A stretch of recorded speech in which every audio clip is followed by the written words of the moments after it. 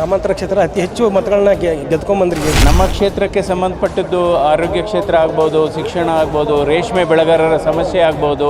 ಕನ್ನಡಕ್ಕೆ ಶಾಸ್ತ್ರೀಯ ಸ್ಥಾನ ಸಿಕ್ಕಿದೆ, ಆದರೆ ಅದಕ್ಕೆ ಸರಿಯಾದ ಅನುದಾನ ಸಿಗ್ತಾ ಇಲ್ಲ. ಅದ್ರ ಬಗ್ಗೆ ಕೂಡ ಗಮನ ಇರುತ್ತೆ. ಕೇವಲ ಪೆಟ್ರೋಲು ಡೀಸೆಲ್ ಜಾಸ್ತಿ ಆಗಲ್ಲ, ಎಲ್ಲ ಅಗತ್ಯ ವಸ್ತುಗಳು ಅದರ ಸುತ್ತ ಇರುತ್ತೆ.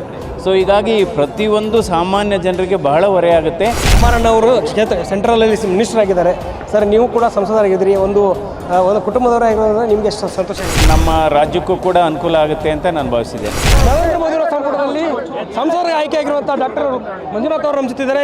ಸರ್, ನರೇಂದ್ರ ಮೋದಿ ಅವರು ಕೆಲಸ ಮಾಡಿ ಎಷ್ಟು ಖುಷಿ ಇದೆ ಸರ್?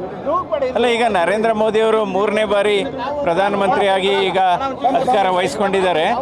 ಸೊ ಈಗ ಬಹಳ ಸಂತೋಷ ಆಗುತ್ತೆ, ಯಾಕೆಂದರೆ ಹಲವಾರು ಅಭಿವೃದ್ಧಿ ಕಾರ್ಯಕ್ರಮಗಳು ಅವ್ರನ್ನ ಈಗ ಆಲ್ರೆಡಿ ಕಳೆದ 10 ವರ್ಷದಿಂದ ಮಾಡಿದ್ದಾರೆ.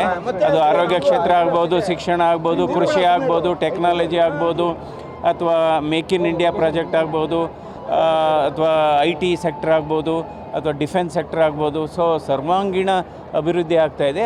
ಅದೇ ಪಾಲಿಸಿ ಮ್ಯಾಟರ್ಸು ಕಂಟಿನ್ಯೂ ಆಗುತ್ತೆ ಇವಾಗ, ಯಾಕೆಂದರೆ ಹೀಗಾಗಿ ನಮ್ಮ ರಾಜ್ಯಕ್ಕೂ ಕೂಡ ಅನುಕೂಲ ಆಗುತ್ತೆ ಅಂತ ನಾನು ಭಾವಿಸಿದ್ದೇನೆ. ಸರ್, ಈಗ ರಾಜ್ಯದಲ್ಲಿ ಸಾಕಷ್ಟು ದರ ಏರಿಕೆಗಳು ಹೆಚ್ಚಾಗ್ತಾ ಇದೆ. ಇಲ್ಲ, ಇವಾಗ ಏನಾಗುತ್ತೆ, ಪೆಟ್ರೋಲು ಡೀಸೆಲ್ಲು ಜಾಸ್ತಿ ಆಗಿರೋದ್ರಿಂದ ಕೇವಲ ಪೆಟ್ರೋಲು ಡೀಸೆಲ್ ಜಾಸ್ತಿ ಆಗಲ್ಲ, ಎಲ್ಲ ಅಗತ್ಯ ವಸ್ತುಗಳು ಅದರ ಸುತ್ತ ಇರುತ್ತೆ. ಸೊ ಹೀಗಾಗಿ ಪ್ರತಿಯೊಂದು ಸಾಮಾನ್ಯ ಜನರಿಗೆ ಬಹಳ ಹೊರೆಯಾಗುತ್ತೆ. ಅದನ್ನು ರೋಲ್ ಬ್ಯಾಕ್ ಮಾಡಬೇಕಾಗುತ್ತೆ. ಇದು ಬಹಳ ಮುಖ್ಯವಾದದ್ದು. ಸರ್, ಈಗ ನೀವು ಗ್ರಾಮಾಂತರ ಕ್ಷೇತ್ರ ಅತಿ ಹೆಚ್ಚು ಮತಗಳನ್ನ ಗೆದ್ಕೊಂಡ್ಬಂದಿದ್ದೀರಿ. ಈಗ ಧ್ವನಿ ಎತ್ತುವಂಥ ಪ್ರಶ್ನೆ ಯಾವ ರೀತಿ ತಯಾರಿ ಮಾಡ್ಕೊಂಡಿದ್ದೀರಿ? ಅಲ್ಲ, ಇವಾಗ ಈಗಾಗಲೇ ಹೇಳಿದೆ, ನಮ್ಮ ಕ್ಷೇತ್ರಕ್ಕೆ ಸಂಬಂಧಪಟ್ಟದ್ದು ಆರೋಗ್ಯ ಕ್ಷೇತ್ರ ಆಗ್ಬೋದು, ಶಿಕ್ಷಣ ಆಗ್ಬೋದು, ರೇಷ್ಮೆ ಬೆಳೆಗಾರರ ಸಮಸ್ಯೆ ಆಗ್ಬೋದು, ಅಥವಾ ಮೇಕೆದಾಟಿನ ಸಮಸ್ಯೆ ಆಗ್ಬೋದು, ಅಥವಾ ಮೆಟ್ರೋ ರೈಲು ಅಥವಾ ಸಬ್ಬರ್ಬನ್ ರೈಲು ಪ್ರಾಜೆಕ್ಟ್ ಆಗ್ಬೋದು.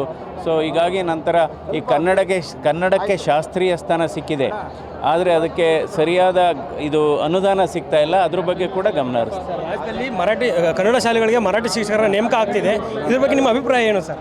ಅಲ್ಲ, ಅದ್ರ ಬಗ್ಗೆ ನಾನು ಏನು ಅದು ನೋಡೋಣ. ಕುಮಾರಣ್ಣವರು ಸೆಂಟ್ರಲಲ್ಲಿ ಮಿನಿಸ್ಟರ್ ಆಗಿದ್ದಾರೆ ಸರ್, ನೀವು ಕೂಡ ಸಂಸದರಾಗಿದ್ದೀರಿ. ಒಂದು ಕುಟುಂಬದವರಾಗಿರೋದ್ರೆ ನಿಮಗೆ ಎಷ್ಟು ಸಂತೋಷ ಇದೆ ಸರ್?